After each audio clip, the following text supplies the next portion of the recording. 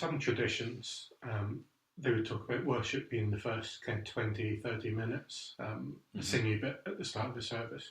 Other traditions would say, well, the whole time together is worship. For me, worship is much fuller, much deeper than that. So we're having all these conversations about worship, but how do we define worship? For me, I would say that worship is a response from a heart that has met with God, that has experienced God's grace, God's transforming power, and a heart that has been made new by God.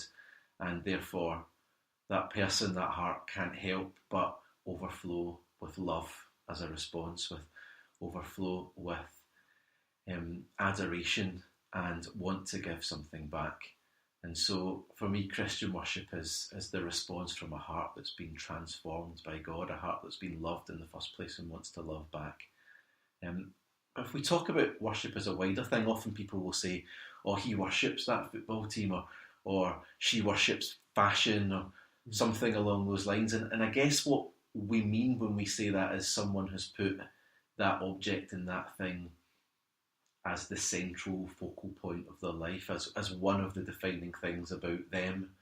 And so if we pull that notion of worship into a Christian context, then I guess we could say that worship is about making Jesus, about making God central to our lives, that actually God defines who we are, that when people talk about us or when people meet with us, one of the things that's really obvious is that God is central.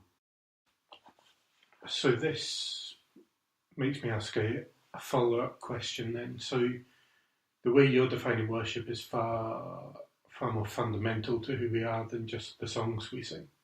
When Paul writes to the Romans, he talks to them about your spiritual act of worship being living lives that are like living sacrifices.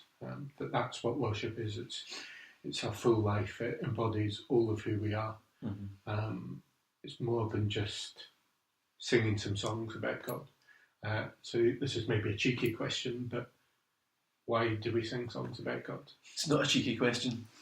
I think that the Christian tradition and even the pre-Christian tradition, the Hebrew tradition, is rich with times when people came together to sing songs to God. So we have the Hebrews meeting up when they come out of Egypt. We have them as they put the tabernacle together. They meet up and they sing songs together. We have them as they come up to Jerusalem 3 times a year. They sing songs together, which are recorded in some of the Psalms.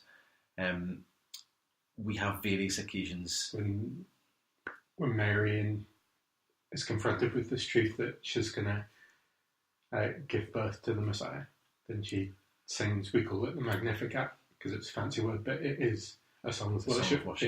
Yeah. You know, Paul talks in Philippians about Philippians chapter 2 about your attitude being the same as Christ, who humbled himself, taking on the nature of a servant, and that is written in song format, and it's widely regarded as one of the early Christian songs that they would sing together. Paul and Silas are in prison. It says they are singing songs together. So all the way through the Old and New Testament, we have this tradition of worshippers of God meeting together and singing songs. And I think the reason for that is because song is a really easy way for us to follow a rhythm, follow a key, follow a tune.